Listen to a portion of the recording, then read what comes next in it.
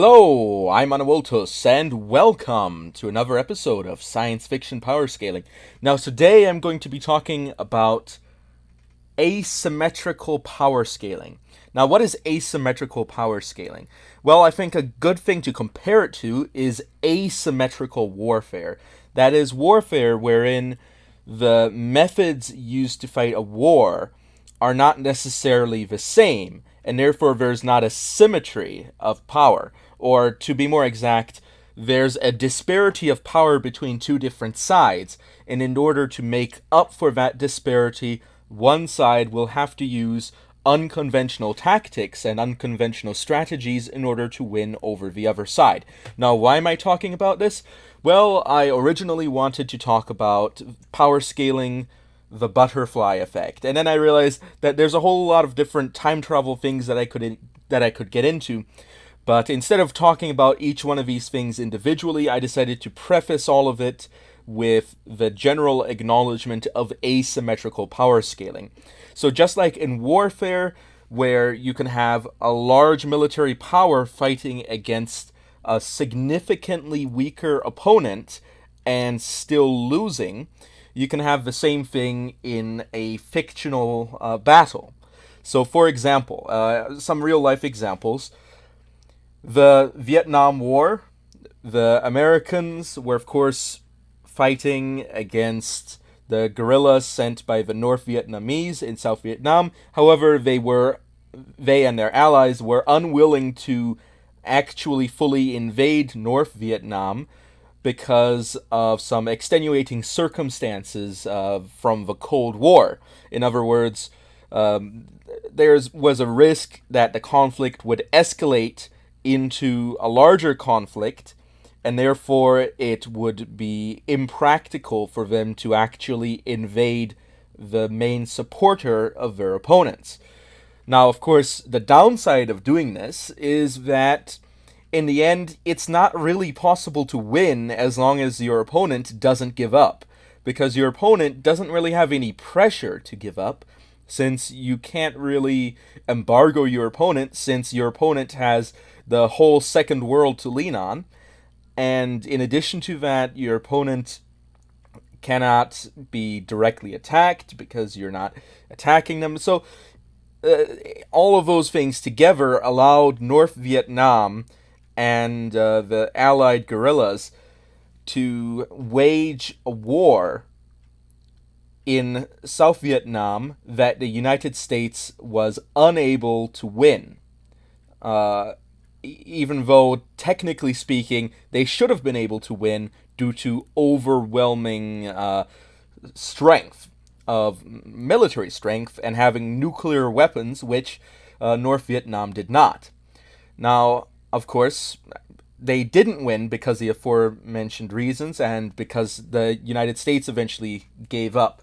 Because in a war of attrition, the United States ended up getting the worst of it.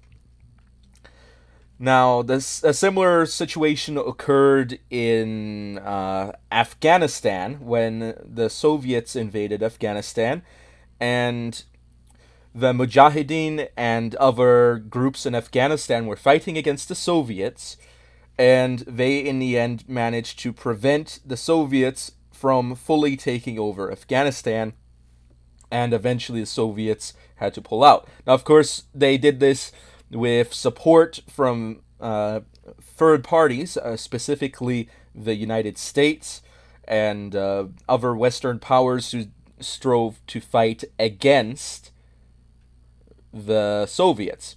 And therefore, it became difficult for the Soviets to fight a war against an enemy who was hiding and moving around secretly and getting foreign aid when the Soviets weren't really able to attack the US directly due to, mutually assured destruction and all that.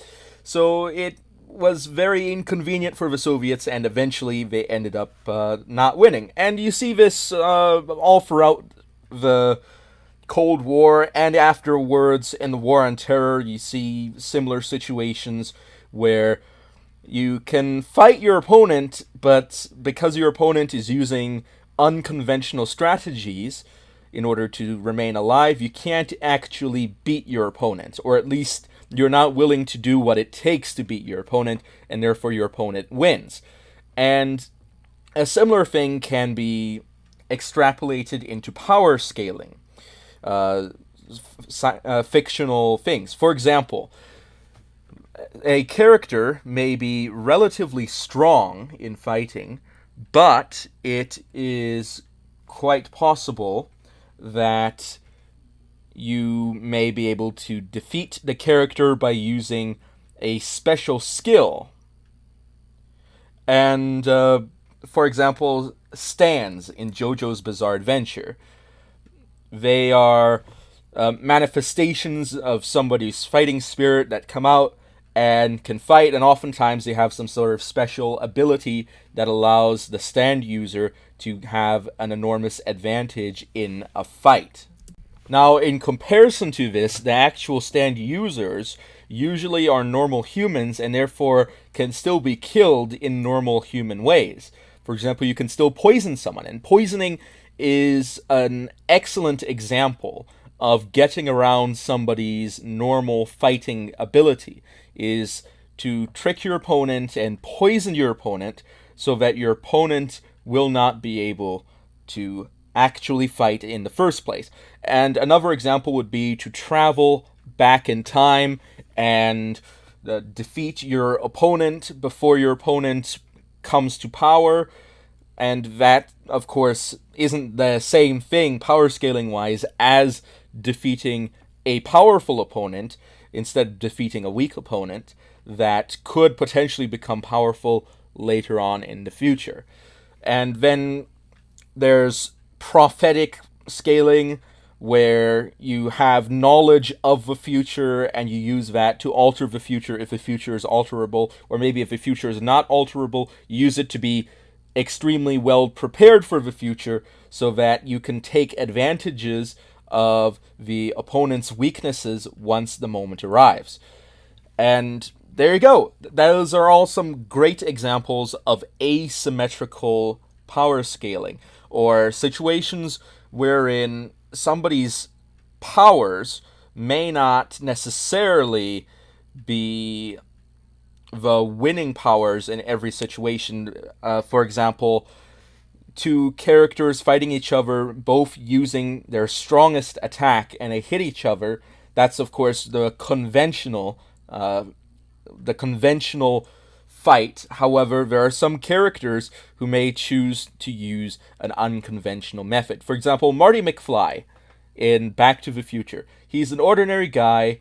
He's got a car that can travel through time, and he also has sometimes a pistol. He's got a pistol in Back to the Future 3. So you could say that his fighting ability amounts up to maybe the pistol and perhaps some slight hand-to-hand abilities, although let's be honest, he's not the super-duper martial artist that we all would hope him to be. But anyway, he's got a gun and a car that can travel through time. So let's say you put him up against Darth Vader. And of course, Darth Vader's got all his force powers. He's got a lightsaber, and he can easily kill Marty McFly. But if you give Marty McFly prep time and knowledge of Darth Vader's past, he can go back in time and either prevent Darth Vader or Anakin Skywalker from ever becoming evil, or perhaps kill him as a youth, which I think would be really out of character for Marty McFly, so I don't really consider that a legitimate power scale, unless you specifically mention that character is not taken into account and that the fight is a fight to the death by any means necessary. And I think that's very important to make a distinction there, because some characters, of course, are only willing to go so far. So that's why a lot of power scaling events also have a scenario that justifies the fight. As in, why would these two sides fight in the first place? And you can maybe justify that. And oftentimes, if it's especially one where it's between two good guys, it becomes something extremely contrived that doesn't really make that much sense. But for my purposes, I just prefer to do maybe an ability matchup. That is, you don't take character into account necessarily. Now, of course, there are some instances where it is important to take character into account if you do want to do that type of power scaling. So anyway, I think that's all I've really wanted to say. So just in conclusion, asymmetrical power scaling is when you take characteristics between two characters that have an unequal strength, and you take an additional characteristic such as a hack or a power or ability that defies a conventional combat situation, and you use that to power scale instead of the conventional direct matchup. Now, that being said, it is important to recognize when you're doing this that there is still always the potential direct matchup. For example, Marty McFly, when he goes back in time, is not immune to bullets because he goes back in time. He could still be killed by someone back in the past.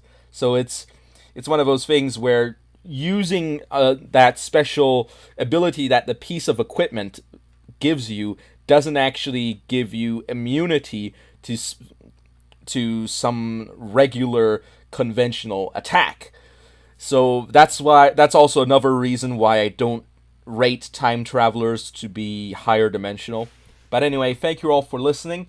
If you disagree, please leave a comment. If you want to co-host with me or you want to contact me to discuss with me, please also leave a comment. If there's anything else you'd like to say for whatever reason, please leave a comment. And I'll be seeing you all next time. I've been Anawiltus, over and out.